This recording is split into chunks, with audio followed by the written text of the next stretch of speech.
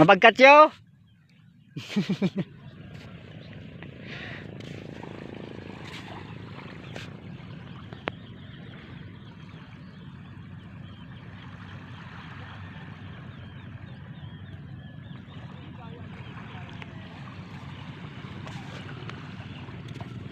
Ang garsampot nga tan. On siguro niya umut sumungad jarwaran ni.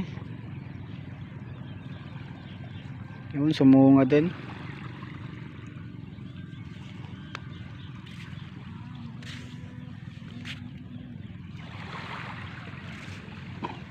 Ni parabtog na nadawon. Ay ni abaan.